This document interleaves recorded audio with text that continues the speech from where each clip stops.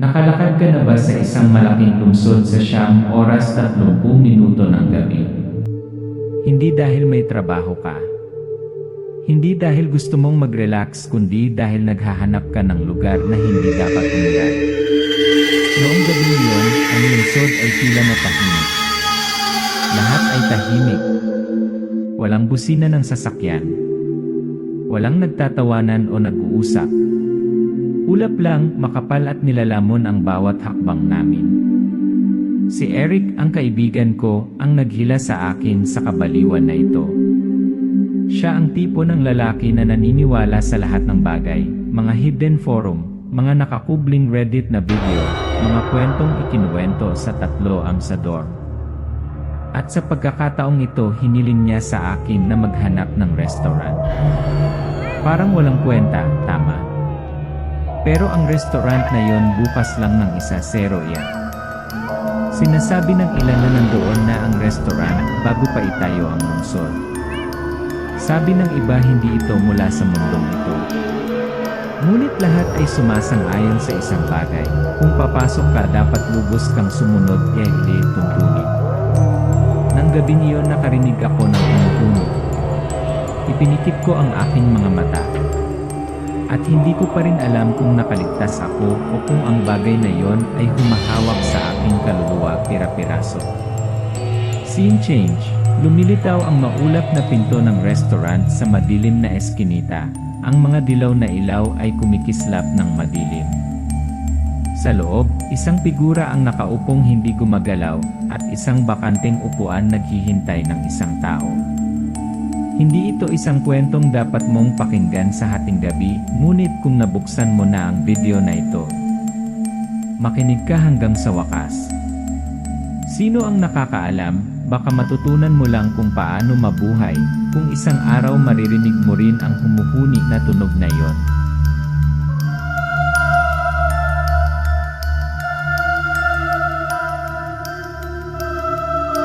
Ang lungsod ay nababalot ng hamon.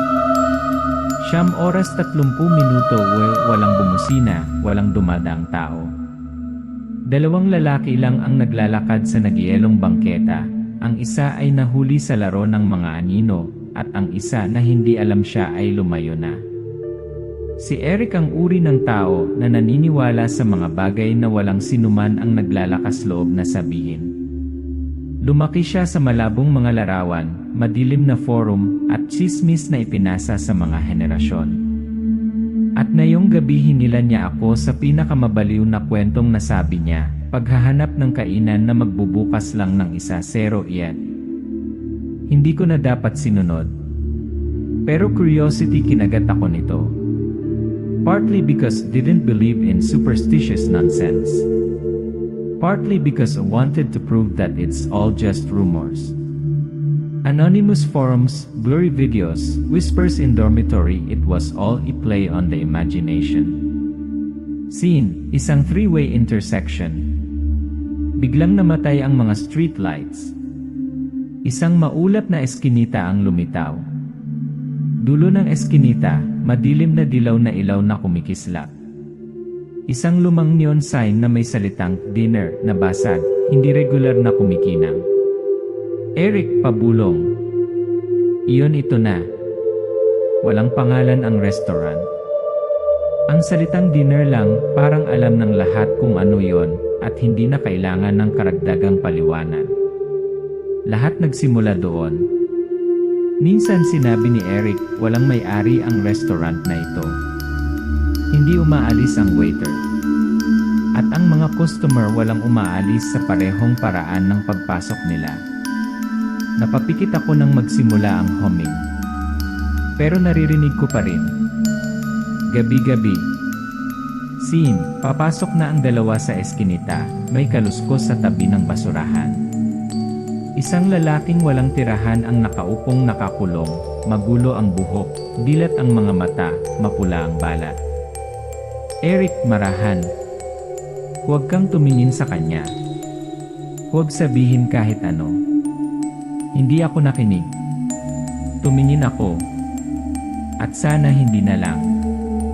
Close you, mga mata ng taong walang tirahan, walang laman na parang walang kaluluwa. Bumulong siya ng isang pangungusap. Huwag mong buksan ang iyong mga mata, kahit na may umiiyak, huwag mong imulat ang iyong mga mata. Nandoon siya. Nakaligtas siya. Ngunit ang kanyang kaluluwa ay hindi. Scene, inilagay ni Eric ang kanyang kamay sa doorknob. Sa loob, ang dilaw na liwanag ay nagmula sa parang mula sa ibang mundo. Sa labas, lumalalim ang hamog, lumalamon sa kalye. 1:00 ng gabi. Bumukas ang pinto. At tayo ay hindi na tayo muli.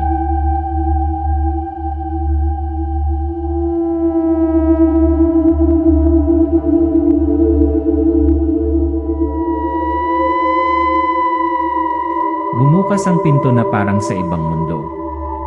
Ang espasyo sa loob ay hindi katulad ng anumang restaurant na nakilala ko. Hindi dahil luma ito, kundi dahil masyadong tahimik. Isang mali, patay na tahimik, na parang nakalimutan ng lugar kung paano gumawa ng ingay.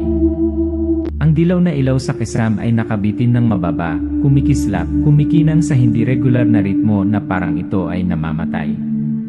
Ang itim at puting checkered na sahig ay nabahiran ng lumang grasa. Ang mga pulang leather na upuan ay basag, at ang ilan ay may malabong kayumangging mansa, kape o pinatuyong dugo, hindi malinaw. Mga amoy, lumang katad, malamig na kape, usok ng sigarilyo, at malamig na metal. Pumasok kami. Isang mainit, ngunit hindi komportable, hangin ang pumasok. Ang mabahong amoy ay nananatili, parang isang bagay na matagal ng patay na hindi pa nabubulok. Sa mga mesa, ang mga estranghero ay tahimik na kumakain. Hindi nagsasalita. Hindi tumitingin. Hindi humihinga. Bawat isa ay parang piraso ng wax. Pumili kami ni Eric ng isang table malapit sa gitna ng kwarto. Naglangit-ngit ang mga upuan, ang unang ingay na ginawa namin simula nang pumasok kami. At pagkaupo na namin lumitaw ang waitress. Hindi siya umimik. Ibinaba lang niya ang dalawang menu at nawala na parang hindi pa siya nakakapunta doon. Eric, pabulong. Are you okay? Nakita mo ba kung paano siya naglakad? Walang hakbang. House rules, hindi para sa pagbabasa, kundi para mabuhay. Isang listahan ng mga panuntunan. Hindi biro. Hindi isang pakana sa marketing. Isang hanay ng mga tagubilin para sa kaligtasan. Huwag batiin ang mga tauhan, magsalita lamang kapag sila ang unang nagsalita. Kung ang isang estranghero ay nakaupo sa iyong mesa, mag-alok sa kanila ng inumin, pagkatapos ay pumunta sa banyo. Pakinggan ang humuhuni, ipikit kaagad ang iyong mga mata. Kung may nahuhulog ang isang empleyado, tumalikod. Kung narinig mong tinatawag ang iyong pangalan, magkunwaring hindi mo ito narinig. Kung nabitawan mo ang iyong tinidor, iwanan ito ng mag-isa. Huwag yumuko. Kapag aalis, kung makarinig ka ng mga yabag sa likod mo, huwag lumingon. Binasa ko ang bawat linya, at habang binabasa ko, mas nanginginig ang aking gulugod. Ang bawat tuntunin ay tila nakasulat sa dugo ng taong nauna rito. Hindi isang batas, ngunit isang babala. May kaibigan ako dati nagngangalang Mark. Hinahanap din niya ang restaurant na ito. Makalipas ang isang linggo, nakita niya ang phone niya sa isang lumang phone booth. Wala nang nakakita sa kanya. Hindi ito isang lugar para sa mga biro. Hindi ito isang kainan. Ito ay isang ritual na nagkukunwaring malamig na kape at pancake. Pumasok na tayo sa Forbidden Zone. At lahat ng rules ng normal na mundo hindi na nalalapat.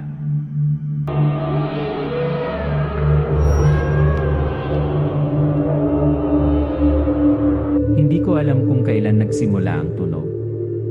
Naalala ko lang isang sandali ay tahimik ang lahat, at pagkatapos ay sa susunod na segundo, ito ay lumitaw. Eric, pabulong, nanginginig. Ang humuhuni di. Eric, ipikit mo ang mga mata mo. Ipikit de van ele mata ngayon. Pumikit ako. Lalong lumakas ang tugtog, parang may bumubulong sa tenga ko, sa likod mismo ng leeg ko. Scene, bumabagal ang kamera, humihina ang espasyo na parang humihinga, kumikislap ang mga ilaw, na-distort at lumalabo ang mukha ng mga kumakain. Ang espasyo ay hindi na espasyo. Hindi ko na maramdaman ang mga mesa, upuan, Eric o katawan ko. Lahat natunaw. Halloween, nadatnan ng tagapagsalaysay ang kanyang sarili na nakaupo sa kanyang silid ng pagkabata. Tumatawag ang kanyang ina, nakangiti ang kanyang ama, umaalingaw-ngaw ang amoy ng mainit na kanin. Ngunit ang boses ng ina ay umalingaw-ngaw ng dahan-dahan, matagal, paulit-ulit. Anak, buksan mo ang iyong mga mata, si Nanay Di. Muntik na akong sumagot. Halos umawang ang bibig ko para sabihin ang nay. Pero may sakaybuturan ko, pinigilan ako. Namatay ang nanay ko 5 years ago. Elri bulong esidilim. Buksan mo ang iyong mga mata. Gusto kitang makita. Nararamdaman ko ito, isang walang anyo, humihina na nilalang, ngunit alam nito kung sino ako. Umikot ito sa mesa na parang pating na umiikot sa dumudugong biktima nito. Sa bawat pagliko, ang himig ay dumidiin papalapit sa aking isipan. Hindi ko alam kung gaano ako katagal makakatagal. 1 minuto, 1 oras, o habang buhay. Ang alam ko lang ay kung bubuksan ko ang aking mga mata, hindi na ako magiging akin. Eric, pabulong na parang nakatakas lang sa kamatayan. Tito Huminto, are you alive? Iminulat ko ang aking mga mata. Lahat ay pareho ngunit hindi pareho. Ang hangin ay mas malamig. Ang mga kulay ay mas maputla. At ang mga mata ng isang tao ay nanonood pa rin. Nakapasa kami sa unang pagsubok. Ngunit ang presyo ay hindi na ako sigurado kung ano ang totoo. At kung ano ang ginawa.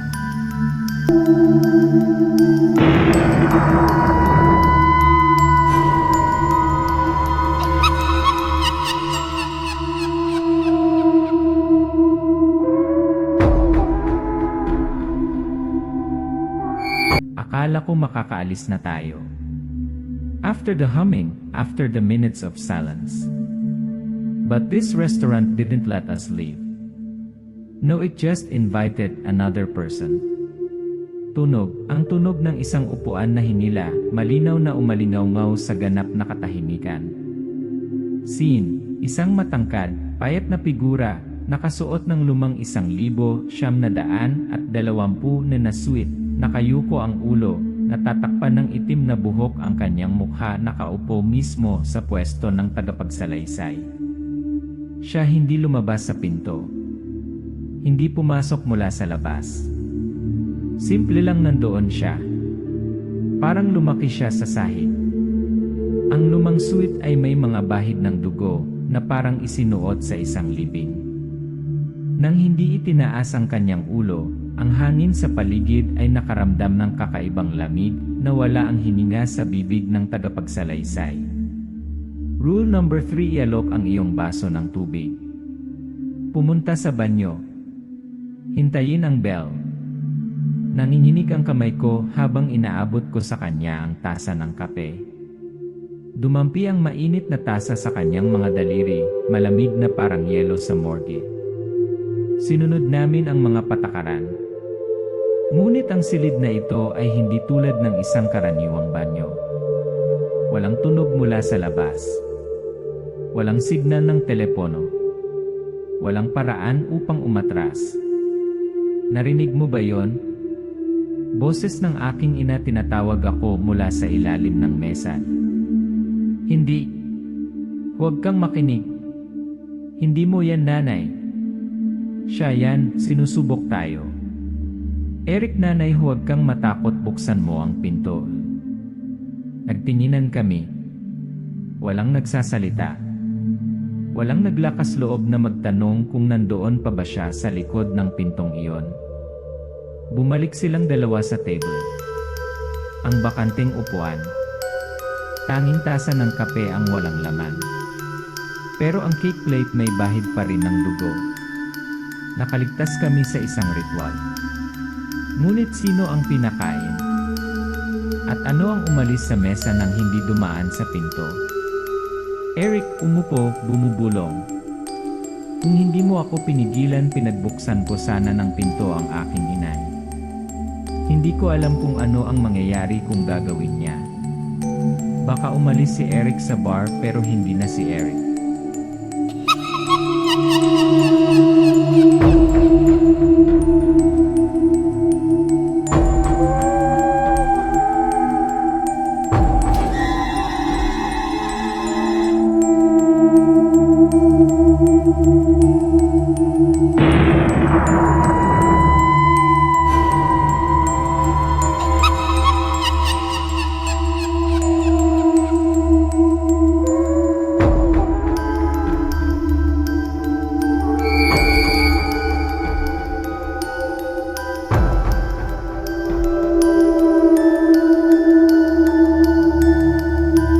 Sinunod namin ang lahat ng patakaran.